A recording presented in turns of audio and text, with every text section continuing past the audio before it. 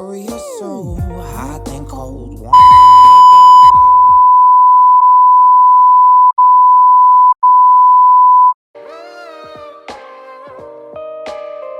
Oh, you're so hot and cold, warm in the middle.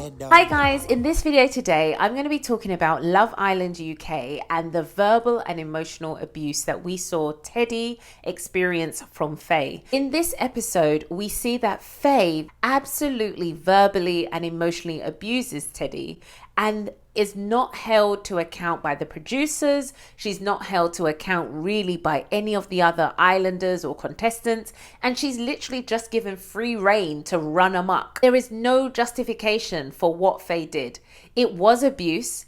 And honestly, if a black male contestant, if he was to turn around and do that to this white female contestant, the level of uproar from the whole public, let alone the racists in the UK, let alone the producers, Teddy would have been out. That is my honest opinion. Teddy is a prime example of people who get comfortable with being abused by their partners. Often when you're a partner caught up in something like this, it's the cycle of abuse which can quickly set in. And what tends to happen is that there is often from the abuser, there's an acute explosion, and whether that's physical or verbal abuse. And in this case with Teddy and Faye, we see that Faye is the abuser and she actually ends up swearing and really humiliating Teddy in front of his friends.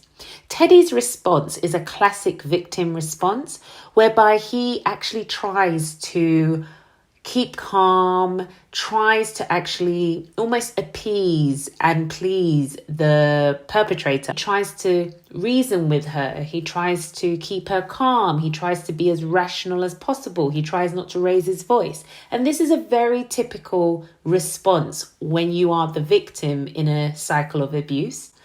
The next bit that tends to happen with this cycle is that after the acute explosion, you move around to this kind of honeymoon period where for the perpetrator or the abuser, they have a kind of moment of, ooh, maybe I did too much. Ooh, maybe I could have responded differently. They might have that moment of thinking, ooh, maybe I need to say sorry. Now, the victim in the abuse cycle tends to actually be yearning for that person back. They actually might try and think about how they can win that person back, how they can talk to that person, how they can have another opportunity to try and explain themselves to this person. And then the cycle will begin again. There'll be a moment of calm, and then there'll be tension building. The perpetrator or the abuser's mood is switched again, or something else new is building, and then we'll have the acute explosion once again. Now, this is how the cycle of abuse can really rob you of your own sense of self-worth, your own sense of self-respect, because you get caught up in this awful cycle where there's these massive blow-ups, and then you're almost on the other side of it trying to please and win back the attention of the abuser. When people who are verbally and emotionally abusive try to deflect and take no accountability for their actions. And this is a great example of what Faye just did. And unfortunately, the first time you let this slide, there will be a second time. Faye really does a subtle form of gaslighting, in my opinion, whereby he did say he finds someone sexually attractive. But what language she then uses is, it's what you did back in the villa. It suggests that he actually acted upon that sexual attraction and did something with this female, which is not the truth. And the sad reality of what we saw on this show is that the producers were quite happy for this contestant to be abused and then broadcast this for 45 minutes of this show predominantly. When I watched this, I saw what can happen to men and very little attention or regard is given to it. I'm not making this a gender war. I'm not making this a sort of male or female thing. Abuse is abuse. It goes both ways.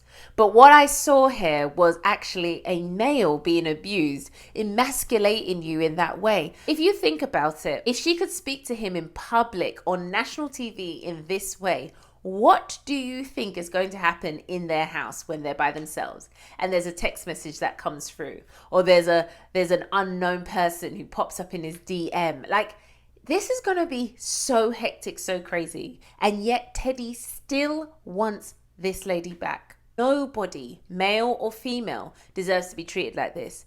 And to be fair, when you find yourself experiencing this the one time, and you set a boundary and that person oversteps the mark and does this again, exit fast. So guys, let me know your thoughts in the comments below. And of course, if you enjoy content like this, then remember to subscribe and hit that like button also, and I'll see you in the next one. Take care guys, and God bless. Bye.